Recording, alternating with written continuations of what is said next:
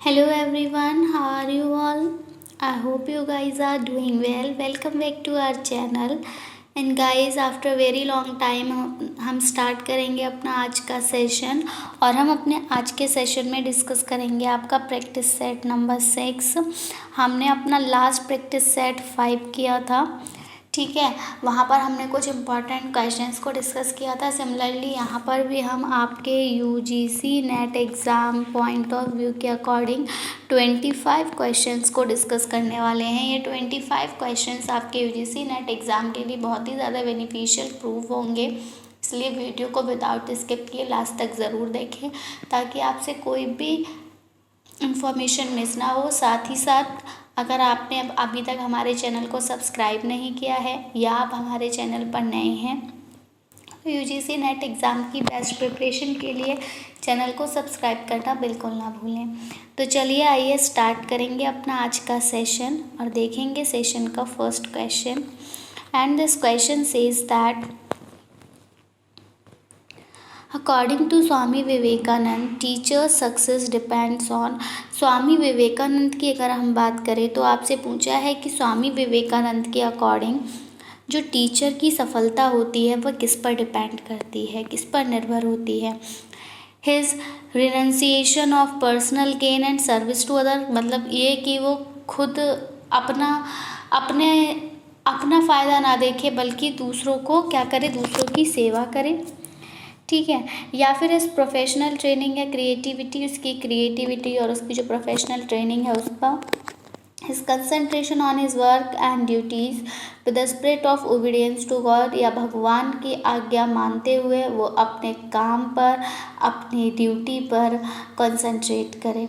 या his mastery on the subject, या फिर वो जो सब्जेक्ट पढ़ा रहा है उस सब्जेक्ट का वह कह सके मास्टर हो, मतलब उसको सब्जेक्ट का ज्ञाता हो, वो सब कुछ आता हो।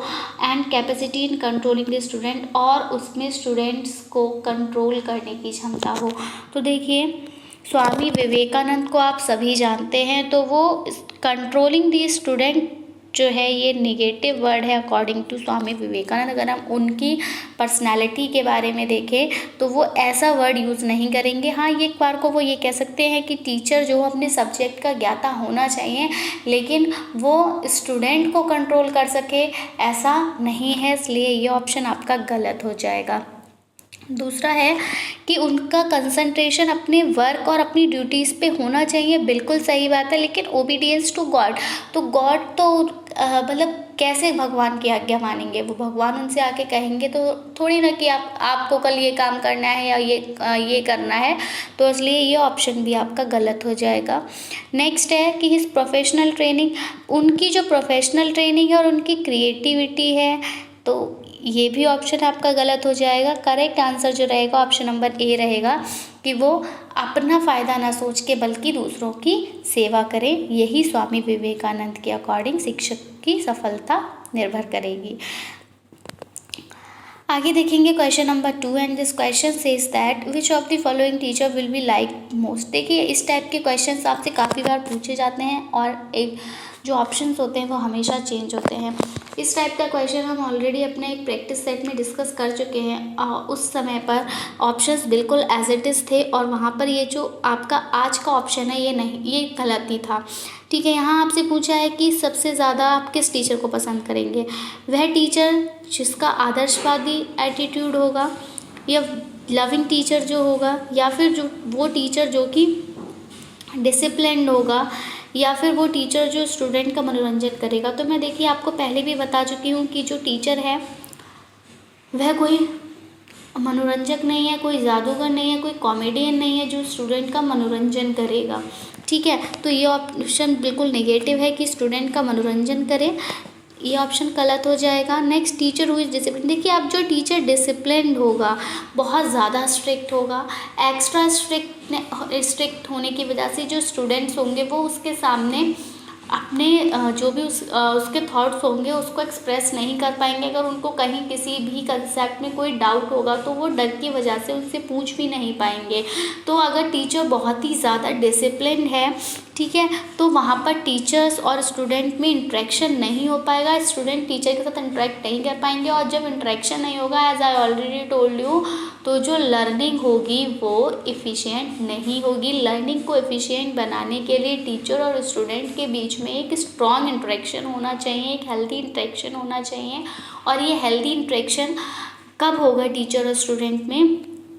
जब टीचर कैसा होगा? आपका लविंग होगा। तो option number B is the correct answer for this question. तो आपको क्वेश्चन के अकॉर्डिंग आंसर के साथ जाना है, ठीक है। ये मत सोचिएगा कि लास्ट टाइम वाला जो क्वेश्चन था उसमें ये सारे ही ऑप्शन थे, लेकिन ये ऑप्शन वहाँ पे गलत था, तो आप इस बार भी इसको गलत लगा दें। यहाँ पे बात हो रही कैसा टीचर ज़्यादा पसंद किया जाता है, तो लविंग नेचर वाला ही किया जाता है, जिसका जो व्यवहार हो वो सहानुभूतिपूर्ण हो, ठीक है। तो उससे क्या होगा? जब उसका बिहेवियर अच्छा होगा तो स्टूडेंट उससे अपने थॉट एक्सप्रेस करने में डरेगा नहीं। उसको कोई भी अगर डाउट है, कोई भी कन्फ्यूज़न है, तो वो मतलब टीचर से पूछ सकता है बिना डरे, ठीक है। So option number B is the correct answer for this question. आगे बढ़ेंगे, देखेंगे सेशन का next question.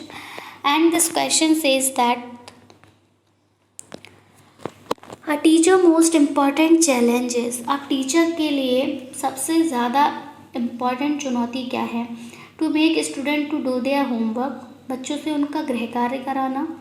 To make teaching learning process enjoyable, teaching learning process को enjoyable banana.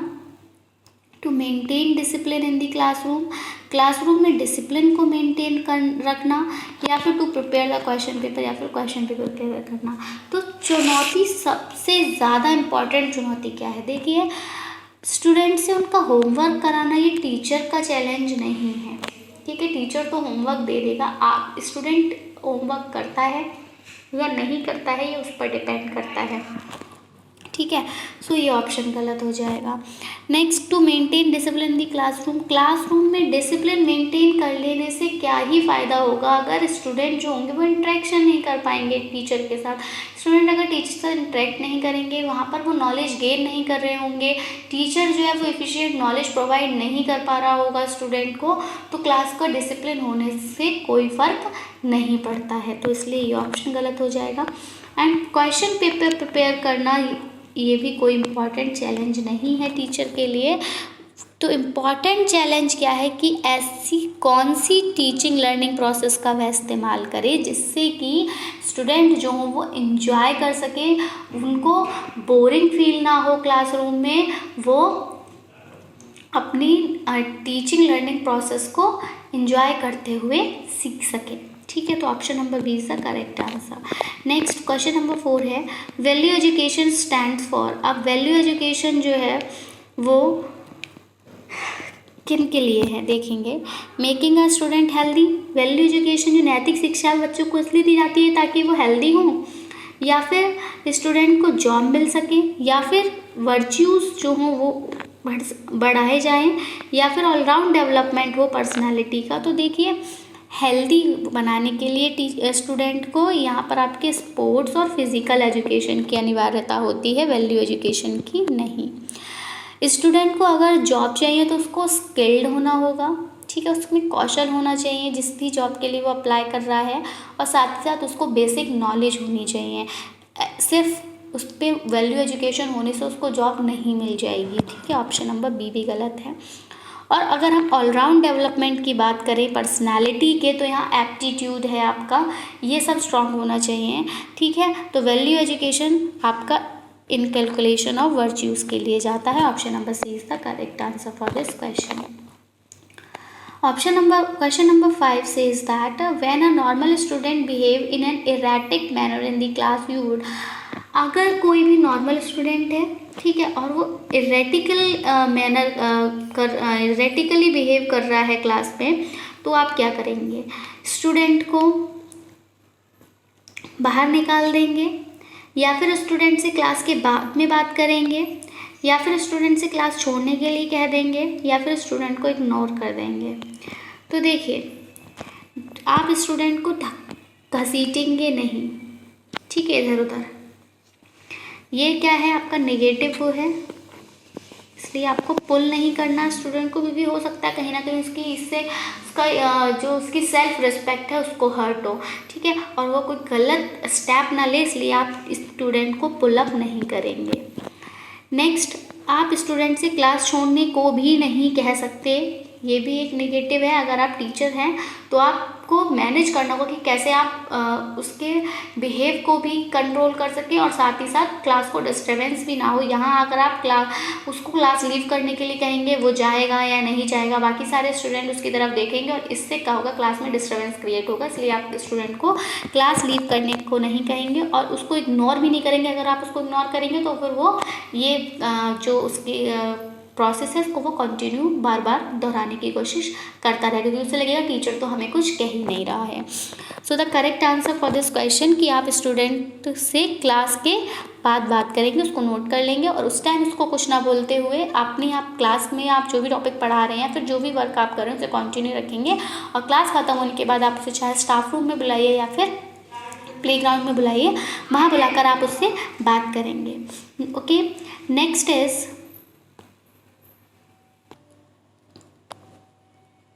So option number B is the correct answer for this question. आगे बढ़ेंगे, देखेंगे session का next question and this question says that the research is always. अगर हम research की बात करें तो रिसर्च क्या होता है, तो रिसर्च जो है इसमें आप ओल्ड नॉलेज जो है उसको वेरीफाई करते हैं, क्योंकि जब आप रिसर्च पेपर पढ़ते हैं तो रिसर्च पेपर जिन्होंने लिखा है, जिन्होंने कोई भी इंफॉर्मेशन दी है, उसको उसका रेफरेंस आप चेक करते हैं, उसको ओपन करते हैं और देखते हैं कि वो इन्फॉर्मेशन ठीक है या नहीं है।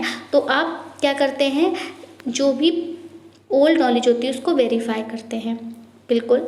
नेक्स्ट, आप नई नॉलेज को भी एक्सप्लोर करते हैं, आप कुछ नया खोजने की कोशिश भी करते हैं। जब आप रिसर्च कर रहे हो आप पुरानी नॉलेज को वेरीफाई करने के साथ साथ नई नॉलेज को भी खोजते हैं, ठीक है, तो एक्सप्लोर करते हैं आप नई नॉलेज को।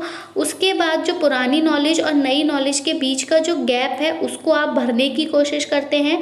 तो यही तीनों चीज़ों से आपकी रिसर्च हमेशा होती है। So option number D is the correct answer for this question. आगे बढ़ेंगे, देखेंगे सेशन का next question and question number 7 says that the research that applies the laws at the time of field study to draw more and more clear ideas about the problem is. अब देखिए यहाँ पर आपसे पूछा है कि किसी भी एक समस्या के लिए ज़्यादा से ज़्यादा क्लियर आइडियाज़ को ड्रॉ करना, ठीक है, फील्ड स्टडी के समय पर, तो ये किस रिसर्च में अप्लाई होता है ये लॉ, ठीक है। क्या आप इसको अप्लाइड रिसर्च में इस्तेमाल करते हैं, एक्शन रिसर्च में इस्तेमाल करते हैं, एक्सपेरिमेंटल रिसर्च में, या फिर none of these. So the correct answer for this question experimental research. Experimental research में ही आप क्या करते हैं, बार बार एक्सपेरिमेंट करते हैं और क्लियर आइडियाज़ जो है किसी भी प्रॉब्लम के लिए निकालने की कोशिश करते हैं कंटिन्यू प्रैक्टिस से, ठीक है। आगे बढ़ेंगे, देखेंगे सेशन का next question and this question says that when a research problem is related to heterogeneous population. जब हेट्रोजीनियस पॉपुलेशन से रिलेटेड आपकी रिसर्च प्रॉब्लम हो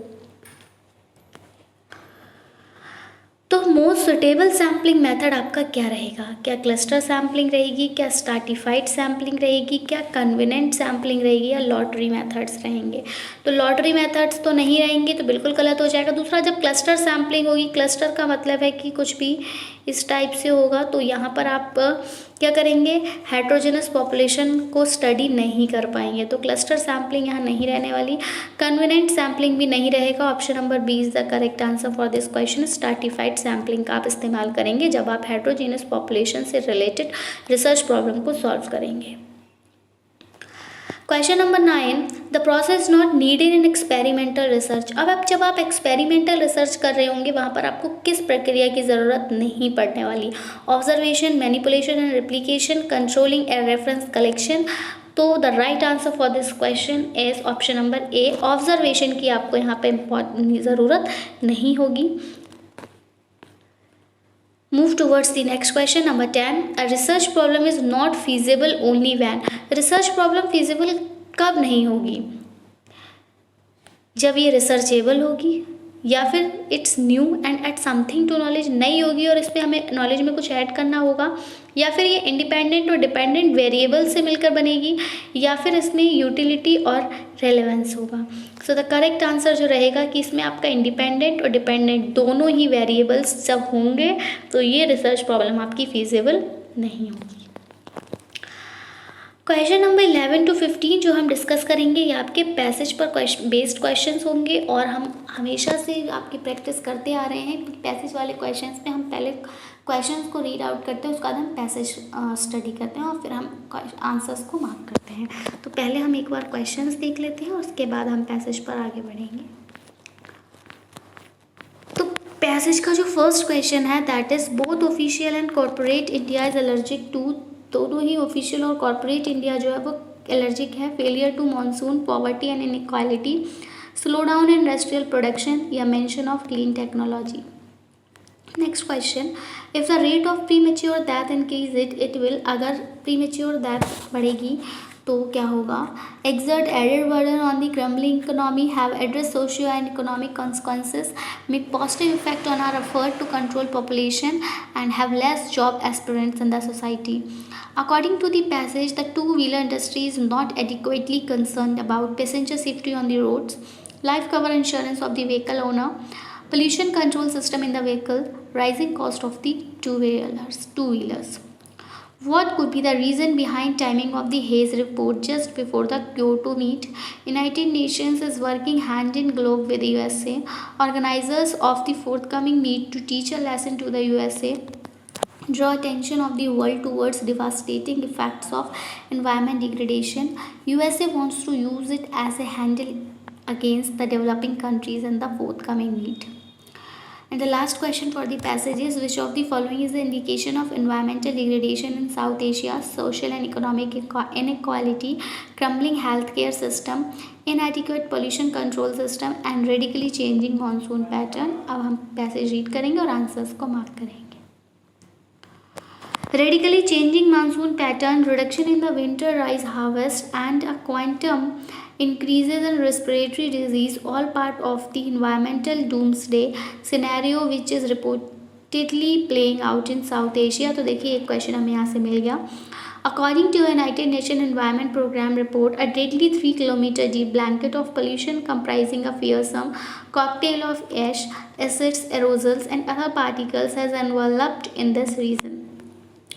For India, already struggling to cope with a drought, the implications of this are devastating, and further crop failure will amount to a life and death questions for many Indians. The increase in premature deaths will have adverse social and economic consequences, and a rise in morbidities will place an unbearable burden on our crumbling health system, and there is no one to blame but ourselves. Both official and corporate India has always been allergic to any mention of clean technology. Most mechanical two-wheelers roll off assembly line without proper pollution control system. Little effort is made for R&D on simple technologies which could make a vital difference to people's lives and the environment. However, while there is no denying that South Asia must clean up its act, skeptics might question the timing of the Hayes report. The Kyoto meet on climate change is just 2 weeks away, and the stage is set for the usual battle between the developing world and the West, particularly the United States of America. President Mr. Bush has adamantly refused to sign any protocol which would mean a change in American consumption level. UN Environment Report will likely find a place in the US arsenal as it plants an accusing finger towards control like India and China. Yet the USA can hardly deny its own dubious role in the matter of erasing trading quotas. Richer countries can simply buy up excess credits from poorer countries and continue to pollute, rather than try to get the better of developing countries who undoubtedly have taken up environmental shortcuts in their bid to catch up with the West. The USA should take a look at the environmental profligacy which which is going on within, from opening up virgin territories for oil exploration to relaxing the standards for drinking water. Mr. Bush's policy are not exactly beneficial, not even to America's interest. We'll realize that we are all in this together and that pollution anywhere should be global concern, otherwise there will only be more tunnels at the end of the tunnel. So question number 11, both official and corporate India is allergic to. तो अगर हम official और corporate India की बात करें तो ये आपका एलर्जिक रहने वाला है किसके लिए, तो mention of clean technology. Option number D is the correct answer for this question.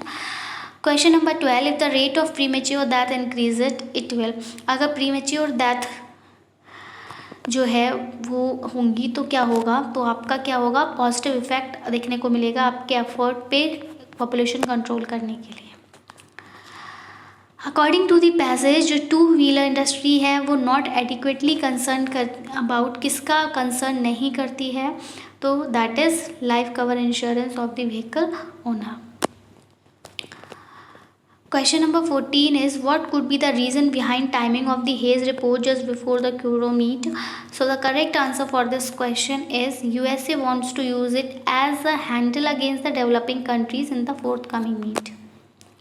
Option number 4 is the correct answer for this question. Question number 15, which of the following in the indication of environmental degradation in South Asia? So correct answer for this question is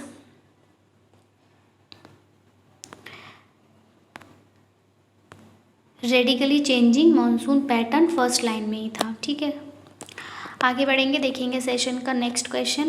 and this question says that community radio is a type of radio service that caters to the interest of. जो community radio है वो एक तरह की radio service का प्रकार है जो कि किसके इंटरेस्ट को केटर करता है, तो वो आपके लोकल ऑडियंस के इंटरेस्ट को केटर करता है। Option number A is the correct answer for this question. आगे बढ़ेंगे, देखेंगे सेशन का next question. And this question says that Orkut is a part of. जो ऑर्कट है वो किसका पार्ट है, आपका इंट्रा पर्सनल कम्युनिकेशन का, मास कम्युनिकेशन का, ग्रुप कम्युनिकेशन का, या फिर इंटरपर्सनल कम्युनिकेशन का। तो जो ऑर्कट है आपका, ये आपका इंटरपर्सनल कम्युनिकेशन का पार्ट है। ठीक है, option number D is the correct answer for this question. अब देखिए यहाँ पर आपको लिस्ट 1 और लिस्ट 2 दे रखी है और यहाँ से आपको करेक्ट कोड सिलेक्ट करना है। तो यहाँ पर आपको आर्टिस्ट और उनके आर्ट दिए हैं। अमृता शेरगिल की अगर हम बात करें तो वह क्या करती हैं, टी स्वामीनाथन पिल्लाई की बात करें वो क्या करते हैं, भीमसेन जोशी क्या करते हैं, पद्मा सुब्रमण्यम नाट्यम। तो हम देखते हैं कि इनका क्या रहने वाला है आपका सीक्वेंस। तो अगर हम बात करें अमृता शेरगिल की, तो अमृता शेरगिल जो है वो आपकी पेंटिंग बनाती हैं। नेक्स्ट जो आपके टी स्वामीनाथन पिल्लाई हैं ये आपके फ्लूट बजाते हैं। नेक्स्ट आपके भीमसेन जोशी जो है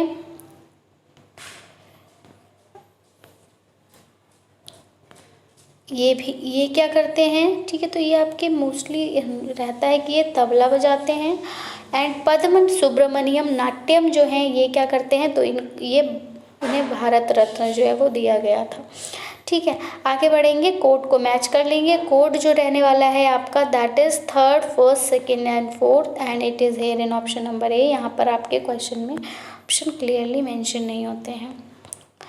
आगे बढ़ेंगे, देखेंगे सेशन का नेक्स्ट क्वेश्चन और यहाँ पर आपसे पूछा है कि कौन सा करेक्ट नहीं है लेटेस्ट कम्युनिकेशन अवार्ड की अगर हम बात करें तो सलमान रुश्दी बुकर्स प्राइज़ जुलाई 20, 2008, या फिर दिलीप सांघवी अवार्ड जुलाई 22, 2008 बिजनेस स्टैंडर्ड CEO, तपन सिन्हा अवार्ड जुलाई 21, 2008 दादा साहेब फाल्के, या Gautam Ghosh oceans life time. तो यही जो है यही आपका करेक्टली मैच नहीं है लेटेस्ट अवार्ड में। Question number 20, firewalls are use to protect a communication network system against. जो फायर वॉल्स का इस्तेमाल किया जाता है कम्युनिकेशन नेटवर्क को प्रोटेक्ट करने के लिए वो किसके अगेंस्ट किया जाता है, तो it is unauthorized attacks. Option number A is the correct answer for this question. Next है क्वेश्चन नंबर 21। यहाँ पर आपको मिसिंग नंबर को इंसर्ट करना है, तो आप नंबर्स देख लीजिए। 2/3, 4/7, यहीं पर आपको लिखना है 11/21 एंड 16/31। तो आप यहाँ पे देख लीजिए, 2 के बाद आपका 2 में आपने 2 ऐड करे थे, आपका 4 आ गया था। अब आप 4 में कितना ऐड करेंगे, तो 2 ऐड करा था तो अब 3 ऐड कर देंगे। तो 4 में जब आप 3 ऐड करेंगे,